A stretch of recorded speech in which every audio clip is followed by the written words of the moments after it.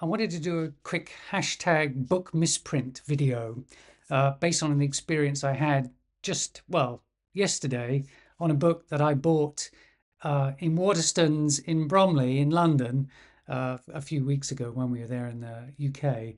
This I got because I've heard about the film and I've seen the clips and stills with David Bowie taking the main role in it.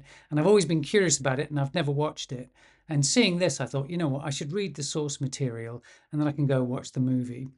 So there's two reasons why, there's three reasons why I got this book. One is that reason. The second is it's got a terrific cover. This is obviously The Man Who Fell to Earth, because obviously he's not a man. And I think that's a really great cover for it. And the third reason was that whenever I go to a science fiction section in a bookstore, there are now almost always science fiction and fantasy, and you know what dominates. It's the fantasy books that dominate, and they often come in series. And I'm just not interested. I'm not going to do that. I want to read standalone novels as much as I can, and doing that in fantasy is like, finding hen's teeth as far as my luck is concerned. Anyway, so I got this. I was pleased, and I thought I'll read it, I'll review it, and maybe I'll watch the movie too, and I'll compare and contrast. And so I got to the end of this book, and it has a I thought it had a curious, rather artistic stroke meta intriguing ending in it, uh, in that the book has a series of sections in it which collect together some of the chapters, and this book finishes with a blank section. So here's the section, and then the book just ends. There's nothing after it. Plonk. And I thought that's a clever way to end a book, because here the story actually does come to a nice conclusion right here, and it's a good novel, and I'll review it, as I say. And so I thought, that's it. Great. I will review it. And then I was just, whenever I kept looking at this, I thought, this is a very peculiar way to end a book. And so I thought, I don't want to make a fool of myself, either in that I've missed some deeper meaning for this section that has nothing in it, because I could think of all kinds of artistic interpretations, or it might just be a mistake. And I thought, I don't want to get caught out on either of those. And so I went and read a review. Well, it's not so much a review. I think it must have been, I think it was a website where school children, college kids get a kind of summary of all the chapters in the book so they can pretend they've read it.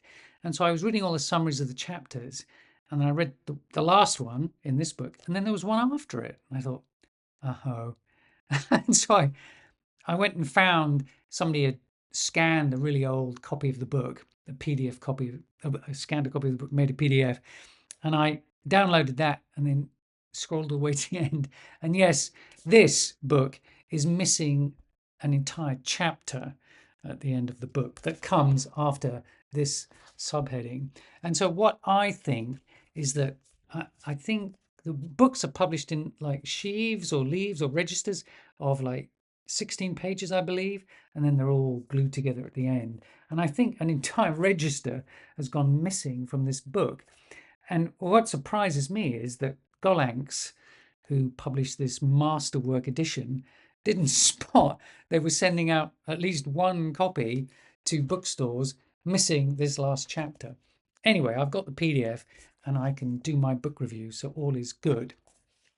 But so my question to you was, have you ever been hoodwinked in that way by a book, either a physical book or more easily in an audiobook? I've been hoodwinked in an audiobook where things have been missing or rearranged, and I've been listening to them and I've like been scratching my head going, hang on a second, haven't I listened to that already? Or how did we jump from here to here? It made no sense.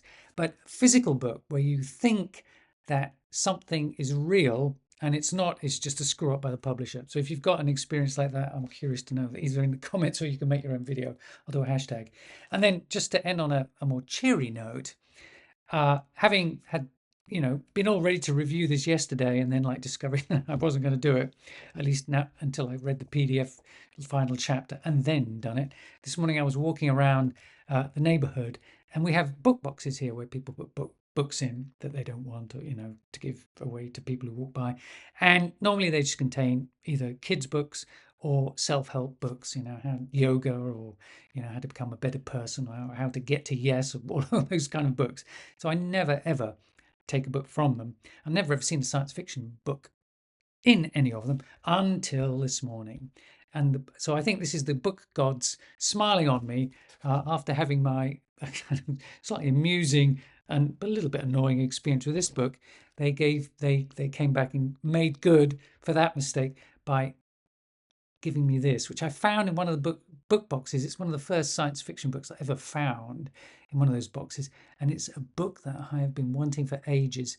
It's the book on which the film Edge of Tomorrow is based, with Tom Cruise and Emily Blunt. I'm not a soldier. Of course you're not. It's one of my favorite movies. I think it's one of the best movies of the 21st century in terms of science fiction. Really brilliant. It's a brilliant time loop movie, right up there with Groundhog Day. The time loop mechanic has an obvious hole in it, but like the sandworms in Dune, the story is so good that you don't worry about the obvious problem, because the movie just like it blows you away. And so this is it. And so now I've been able to read it, review it, compare it to the movie, and the book gods have smiled on me. And so I was kind of also thinking, if you have a kind of book gods experience where you've been looking for a book, and then you found it in when you least expected it, and then in the least expected place.